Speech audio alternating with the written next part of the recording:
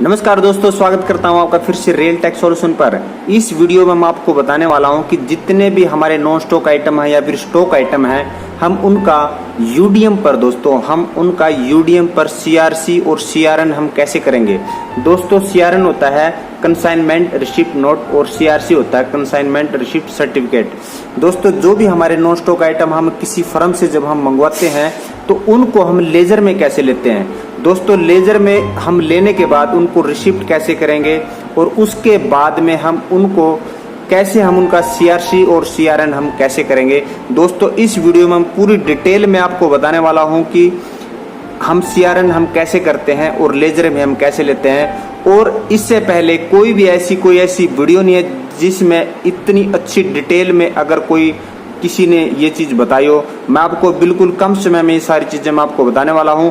अगर आप हमारे चैनल पे नए हैं तो वीडियो को लाइक और चैनल को सब्सक्राइब जरूर कर लें। दोस्तों, जैसे दोस्तों आप स्क्रीन पर देख पा रहे हैं, एक यूडीएम की आईडी लॉगिन हो चुकी है और उसके बाद मैं आपको बताने वाला हूं कि हम किसी नॉन स्टॉक आइटम को हम लेजर में कैसे लेते हैं। तो दोस्तों, सबसे पहले आप देखेंगे कि हमारी जो आईडी लॉगिन हो चुकी है उसके बाद आप देखेंगे यहाँ पे लिखा हुआ है DMTR और लेजर। तो दोस्तों, सबसे पहले हम लेजर पर हम क्लिक करते हैं। लेजर पर क्लिक करने के बाद हम देखते हैं कि हमारी कितनी लेजर है, जितनी भी हमारी लेजर हमने फोलियो में हमने बनाई हुई है वो सारी यहाँ पर शो करती हैं दोस्तों। लेकिन जब हम लेजर फोलियो में जब हम बना लेते हैं उसके बाद में ही ये शो करते हैं। दोस्तों, अगर आपको इस टॉपिक पर वीडियो चाहिए कि हम लेजर कैसे बनाते हैं, फोलियो कैसे बनाते हैं, आप कमेंट बॉक्स में आप लिख कर मुझे बता सकते हैं। लेकिन अब मैं आपको बताने वाला हूं कि कैसे हम लेजर में लेंगे। तो यहाँ पर तीसरा जो वर्ड है आइटम्स, हम डायरेक्ट हम आइटम पे हम क्लिक करते हैं। आइटम पर क्लिक करने के बाद यहाँ पर जो राइट साइड में क्रिएट न्यू लेजर फोलियो, इस पे हम क्लिक करेंगे। क्लिक करते ही इस प्रकार से हमें स्क्रीन देखने को मिल जाएगी।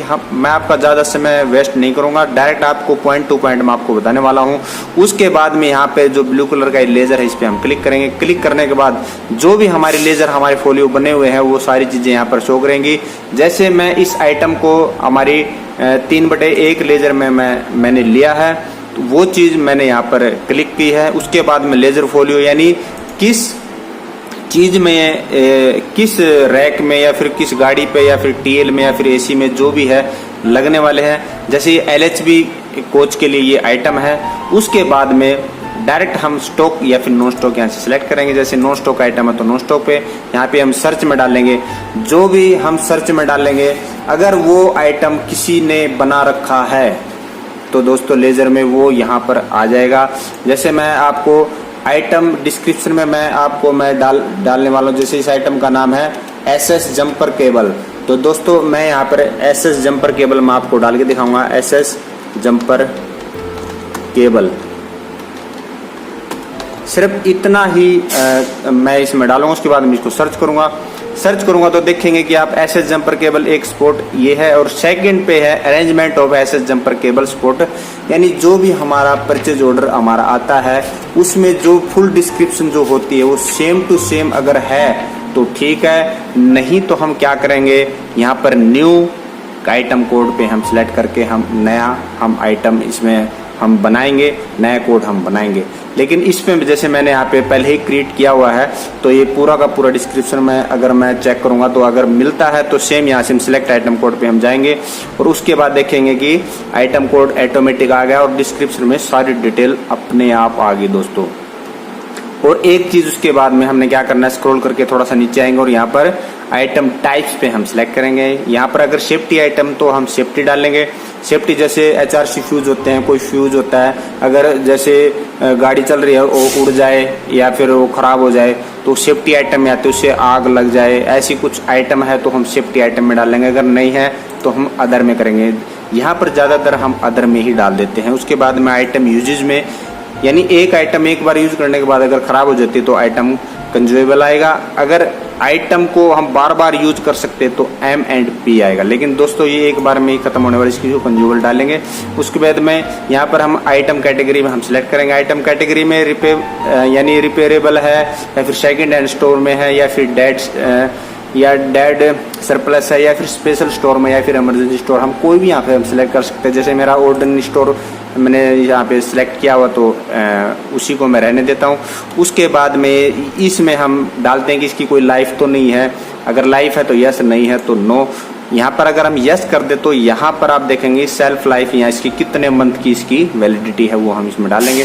उसके बाद में हम सीधा नीचे जाएंगे। यहाँ पर ये दोस्तों वेरी इंपॉर्टेंट चीज़ मैं आपको बताने वाला हूँ। यहाँ पर देखो रेड अक्षर में पहले लिखा हुआ है इनिशियल स्टॉक। दोस्तों यहाँ पर क्या है कि हम क्या कर देते हैं, जो भी हमारे परचेज ऑर्डर पे जितने भी आइटम होते हैं हम वही आइटम उसमें चढ़ा देते हैं दोस्तों। इससे क्या है कि जब हम उसको हम एक्सेप्टेंस में जाते हैं, CRN करते हैं, तो वो आइटम हमें डबल शो करने लग जाता है।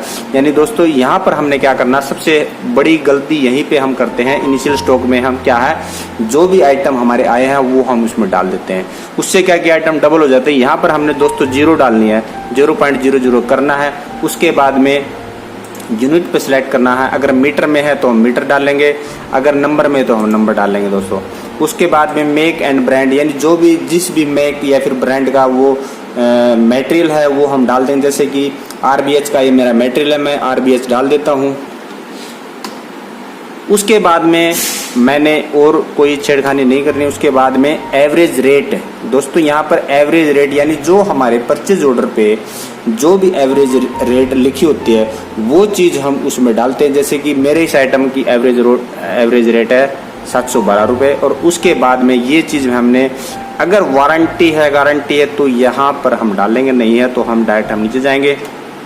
उसके बाद में स्टॉकिंग लोकेशन, दोस्तों जैसे कि ये आइटम मैंने स्टॉकिंग लोकेशन में मैंने इसको स्टोर 2 में इसको मैंने लिया है, तो यहाँ पर हम डाल देंगे। उसके बाद में यहाँ से हम दोस्तों उसको हम सेव करेंगे। जैसे मैंने इसका पहले से ही मैंने लेजर और रिसिप्ट और एक्सेप्टेंस किया हुआ है, मैं यहाँ से सेव नहीं करूँगा। अगर कर दिया तो ये डबल शो करने लग जाएगा। मैं आपको सिर्फ समझाने के लिए ये वीडियो बना रहा हूँ। यहाँ से सेव करते ही उसके बाद में हम डायरेक्ट हम रिसिप्ट पे जाते हैं। रिसिप्ट पे जाएंगे, उस पे यहाँ पर रिसिप्ट फ्रॉम ट्रेड, यहाँ पे सिलेक्ट का ऑप्शन है, यहाँ पर हम सिलेक्ट करेंगे। उसके बाद में जैसे कि आइटम नहीं आई है तो इसको हम क्या करेंगे, फ्रेश रिसिप्ट में हम डालेंगे। फ्रेश रिसिप्ट में ही इसको हम डालते हैं। उसके बाद में सर्च PO, यानी दोस्तों जो भी हमारा परचेज ऑर्डर नंबर होता है, जो कि परचेज ऑर्डर के बिल्कुल कॉर्नर में सबसे ऊपर लेफ्ट साइड में होता है, वो हम यहाँ पर डालेंगे। सिर्फ PO नंबर हमने डालना है। जैसे मैं PO नंबर आपको डाल के दिखा रहा हूँ। PO नंबर डालने के बाद हम सिर्फ सर्च करेंगे दोस्तों। सर्च करने के बाद उस आइटम का कंप्लीट डिस्क्रिप्शन यहाँ पर आ जाती है। ये मैं आपको नंबर डाल रहा हूँ दोस्तों। हमने यहाँ पर अपना PO नंबर पूरा कंप्लीट डालना है। PO नंबर जो भी है जैसे ही हम कंप्लीट डालेंगे उसके बाद में यहाँ से हमने सर्च करना है। सर्च करने के बाद हम क्या करते हैं कि देखते हैं कि यहाँ पर तो कुछ भी नहीं आया, तो इससे हम घबरा जाते हैं दोस्तों। हमने घबराना नहीं है, हल्का से हमने स्क्रॉल करना है ऐसे और नीचे आके देखना है कि जो भी आइटम मैंने डाला था arrangement of SS jumper cable spot, यहाँ पर पूरा शो करेगा दोस्तों। शो करने के बाद एक्शन के नीचे जो हल्का सा गोल निशान है इस पे हमें सिलेक्ट कर लेना है। सिलेक्ट करते ही इस प्रकार से हम देखेंगे कि जितनी भी यहाँ पे डिटेल है ऑटोमेटिक यहाँ पर भर जाएगी। यहाँ पर जो भी यूनिट रेट है, जितना भी हमें GST वगैरह लगाकर भरना होता है वो ऑटोमेटिक आ जाता है, हमने कुछ करने की ज़रूरत नहीं है। और उसके बाद स्क्रॉल करके डायरेक्ट हमने बिल इनवॉइस नंबर पे यहाँ पर आ जाना है। बिल इनवॉइस नंबर हमें ज़रूर डालना होता है दोस्तों। जो भी हम मटेरियल हम लेते हैं उसका एक बिल आता है, उस पर एक इनवॉइस नंबर होता है। जैसे कि मैं अपने बिल का इनवॉइस नंबर यहाँ पे डाल रहा हूँ NR 16। जो भी मेरे इनवॉइस नंबर है वो मैंने इसमें डाल देना है। आपका जो भी उसमें हम डाल देंगे। जैसे कि मैंने इसको यहाँ से कॉपी कर लिया। उसके बाद में दोस्तों क्या है कि इसमें बिल इनवॉइस की डेट हम डालते हैं। जैसे कि जिस भी तारीख को इनवॉइस छपा वो डेट हम डालते हैं। मैंने इसमें 6/6/2022 में है। और चालान नंबर दोस्तों अगर है तो हमने डालना, अगर नहीं है तो दोस्तों सेम टू सेम जो हमारा इनवॉइस नंबर वो उसमें हम डाल देंगे, कॉपी कर देंगे। उसके बाद में दोस्तों यहीं से फिर से हम वही डेट हम यहाँ पे सिलेक्ट करेंगे। अगर ये हम नहीं भरेंगे चालान और इनवॉइस तो आगे की प्रक्रिया नहीं होने वाली। और ब्रांड में जो हमने पहले ही डाला था RBH, वो हम ब्रांड में हम वो सेम टू सेम हम ब्रांड हम डाल देंगे। उसके बाद में दोस्तों यहाँ पर पैकेज रिसिप्ट, यानी जितना मटेरियल हमारा आया है, कितने बॉक्स में आया है या फिर कितनी क्वांटिटी में है, कितने पैकेट में है, वो हम यहाँ पर डालें। जैसे कि मैं यहाँ पर 4 बॉक्सेज में मैं यहाँ पर लिख रहा हूँ। उसके बाद में ये दोस्तों बहुत ही इंपॉर्टेंट चीज है। हम क्या कि रिसिप्ट डेट में जैसे कि यहाँ पर पहले से ही 18/6/2022 लिखा हो, यानी दोस्तों जिस डेट को मैं इस यूडियम पर काम कर रहा हूँ वो डेट यहाँ पर शो करने लग जाती है। लेकिन दोस्तों हमने क्या करना है कि इसको यहाँ से जब हम सिलेक्ट करेंगे यहाँ से हमने टैब यूज करना है। जैसे ही टैब यूज करेंगे यहाँ पर ऑटोमेटिक डेट आएगी। जिस डेट को हमारा मटेरियल आया वो सेम डेट हमने डालनी होती है। जैसे कि हमारा ये 11 तारीख को हमारा ये माल आया है तो 11/6/2022। ये चीज़ बहुत इंपॉर्टेंट है दोस्तों। जो इंपॉर्टेंट चीज़ है मैं वो आपको बताने वाला हूँ। और उसके बाद में क्वांटिटी डिस्पैच यानी कितनी नंबर क्वांटिटी यहाँ से यानी फर्म से डिस्पैच की गई थी। जैसे 265 क्वांटिटी डिस्पैच की थी और मैंने रिसीव कितनी की दोस्तों 265। उसके बाद में दोस्तों हमने नीचे जाना है और ये इंस्पेक्शन एजेंसी पे सिलेक्ट किया हुआ है। यहाँ पे कंसाइनी मैंने सेलेक्ट करना है। उसके बाद में ये चीज़ें हमने छेड़नी। उसके बाद में रिसीव्ड मटेरियल लोकेशन यानी जिस लोकेशन में हमने मटेरियल को हमने लिया है वो चीज़ हम यहाँ पे डालेंगे। जैसे मैंने इसको हमने SSC TLAC स्टोर में मैंने इसको लिया है। और रिमार्क्स में दोस्तों हम कुछ भी डाल सकते हैं जैसे मटेरियल रिसीव्ड। मैं आपको वैसे समझाने के लिए बता रहा हूँ, आपकी जो मर्जी उसको डाल सकते हो। मटेरियल रिसीव्ड गुड कंडीशन यानी हमारा जो सामान है वो अच्छी कंडीशन में मिला कंडीशन, ठीक है वो। उसके बाद में दोस्तों हम यहाँ से हम सबमिट कर देंगे दोस्तों। मैं इसको सबमिट इसलिए नहीं करके दिखा रहा क्योंकि मैंने पहले से ही ये किया हुआ है। यहाँ से हम सबमिट करेंगे दोस्तों। सबमिट करने के बाद उसके बाद में हम एक्सेप्टेंस पे जाएंगे। जैसे हम सबमिट कर देंगे उसके बाद में एक्सेप्टेंस पे जाएंगे और यहाँ पर देखेंगे आप सिलेक्ट वाउचर है। सिलेक्ट वाउचर पे हम क्लिक करेंगे ना। जैसे कि यहाँ पर अब नो रिकॉर्ड फाउंड है क्योंकि मैंने कल इसका रिसिप्ट और एक्सेप्टेंस मैंने कर दिया है, इसलिए यहाँ पर नो रिकॉर्ड फाउंड दिखा रहा है। लेकिन दोस्तों आप जब नया आइटम कोई भी डालेंगे यहाँ पर नो रिकॉर्ड फाउंड नहीं दिखाएगा। यहाँ पर जो आप देखेंगे कि पूरी जो मटेरियल की जो डिस्क्रिप्शन है पूरी आ जाएगी। जैसे arrangement of SS jumper cable, जो भी हमारा support as per drawing number, ये वो सारी चीजें यहाँ पर आएंगी। और जो यहाँ पर एक्शन है, एक्शन के नीचे हल्का सा जो गोल निशान था जैसे मैंने आपको थोड़ी देर पहले बताया था, उस पर मैं क्लिक करूंगा। जैसे क्लिक करूंगा उसके बाद तुरंत ये सारी डिटेल भर जाएंगी। और यहाँ पर जो एक दो चीजें जो हैं वो मैं यहाँ पर डाल दूंगा। जैसे मैंने आपको पहले रिसिप्ट में मैंने बताया वो मैं डाल दूंगा। और उसके बाद में क्या है कि जैसे मैं सबमिट करूंगा ऑटोमेटिक हम यहाँ पे CRN पे जाएंगे। CRN पर जाते ही इस प्रकार से हमें फिर से वो सारी चीजें हमें दिखने को मिल जाएंगी, कितनी क्वांटिटी आई थी, कितने वैल्यू है, ये चीजें हमें बिल्कुल आराम से दिखेंगी। उसके बाद में दोस्तों हमने क्या करना है, CRN हम कैसे करते हैं वो वेरी इंपॉर्टेंट चीज है, मैं आपको बताने वाला हूँ। यहाँ पर हम एक्शन पे जो हल्का सा यहाँ पर एक आपको फोटोकॉपी सी लग रही है, यहाँ पर हम क्लिक करेंगे। क्लिक करने के बाद देखेंगे CRN की जो जितनी भी डिटेल मैंने डाली थी वो सारी चीज यहाँ पर आ गई है। जैसे मैंने एक दिन पहले सारी डिटेल मैंने डाल दी थी, वो इसलिए मैं आपको सबमिट करके नहीं दिखा रहा था दोस्तों। लेकिन आप जरूर करना, सबमिट करते ही इस प्रकार से हमारा स्क्रीन देखने को मिलेगी। उसके बाद में दोस्तों आप देखेंगे कि अगर हमारी आइटम एक दिन भी अगर लेट हो जाती है दोस्तों, जैसे हमारी आइटम 11 तारीख को आनी थी, अगर हमारी आइटम 13 को, 14 को, 15 को जैसे लेट आएगी, उस पे हम क्या करते हैं दोस्तों 0.5 की हम LD यानी 0.5% की हम LD काटते हैं। यानी एक हफ्ते के अंदर अगर लेट आती है तो 0.5, एक हफ्ते के बाद लेट आती है फिर 0.5। तो दोस्तों जैसे मेरा ये आइटम है ये 6 हफ्ते लेट आया था दोस्तों, इसलिए मैं इसकी 6 हफ्ते लेट की मैंने पूरी की पूरी हम क्या कि इसकी LD काट के मैं यहाँ पर जो अमाउंट पेबल है वो चीज मैं यहाँ पर डालता हूँ। जैसे दोस्तों रिमार्क्स में मैंने वो सारी चीजें हम कैसे लिखते हैं, कैसे LD काटते हैं वो मैं आपको बताने वाला हूँ। हम रिमार्क्स में डालेंगे दोस्तों, मैंने यहाँ से एक उस पे वर्ड में कुछ मैंने टाइप किया था, मैंने वहां से इसको टाइप करके कॉपी करके यहाँ छोड़ा। हम रिमार्क्स में डालेंगे DP एक्सटेंडेड फ्रॉम, यानी मेरी जो आइटम की DP थी वो जैसे 2-3 बार DP एक्सटेंड की गई, उसके बावजूद भी वो टाइम पे नहीं आई। तो उसमें क्या है कि ये 6 वीक लेट होगी। 6 वीक लेट होने के बाद जितनी भी वैल्यू है उसमें से मैंने उसकी 0.5% के हिसाब से यानी पर अब एक हफ्ते में जैसे 0.5 के हिसाब से जो अमाउंट बनी थी उससे मैंने उसको फिर 6 से गुणा करके ये 6,680 रुपये बने, और उसमें से मैंने घटा के जो वैल्यू है वो हमारी आ गई। और अमाउंट पेबल में हमने ये वैल्यू डालनी है जो हमारी, अगर डिप्पी जो हमारा माल है वो अगर लेट हो तो उसकी एलडी काट के हम कैसे डालते हैं, जैसे मैं आपको दिखा रहा हूँ 5994 यानी 215994 ये हमें इस पे डालनी है।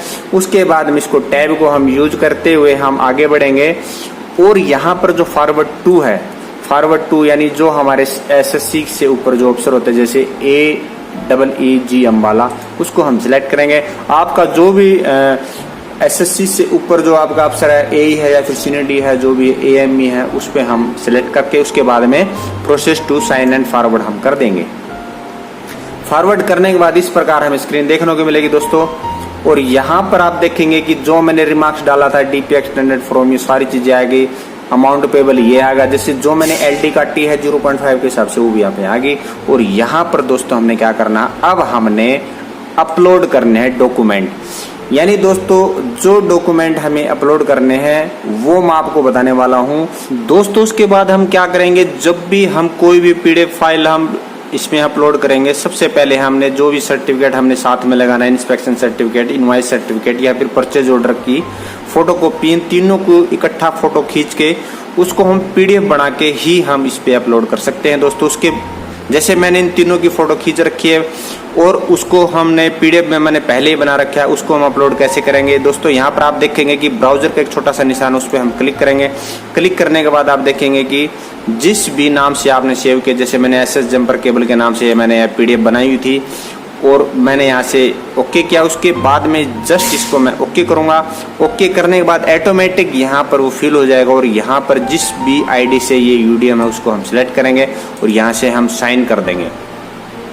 साइन करने के बाद इस प्रकार आप देखेंगे कि जितने भी हमने सर्टिफिकेट इसमें अपलोड किए थे वो अपलोड होने लग रहे हैं। और दोस्तों आप देखेंगे कि यहाँ पर जो भी मैंने SS जंपर केबल के नाम से PDF बनाई थी, यहाँ पर आप देखेंगे शो हो रही है, और यहाँ पर उसका डिलीट का भी ऑप्शन है, हम उसको डिलीट करके हम नए डॉक्यूमेंट भी हम अपलोड कर सकते हैं। यहाँ पर आप देखेंगे दोस्तों अपलोड हो चुकी है। अगर हमने उस अपलोड फाइल को हमने चेक करना है, हम उस पर हम क्लिक करेंगे। क्लिक करने के बाद मैं आपको अब दिखाने वाला हूँ कि क्या दोस्तों। सबसे पहले आप देखेंगे कि यहाँ पर इंस्पेक्शन सर्टिफिकेट है, और उसके बाद में आप देखेंगे कि सेकंड पे यहाँ पर इनवॉइस सर्टिफिकेट है, थर्ड पे आप देखेंगे कि परचेज ऑर्डर की फोटोकॉपी है। तो दोस्तों ये सारी चीजें हम यहाँ पर हम देख सकते हैं। उसके बाद में यहाँ पर हम क्या करेंगे, अपलोड करने के बाद तुरंत बाद हम साइन एंड फॉरवर्ड पर हम क्लिक करते हैं।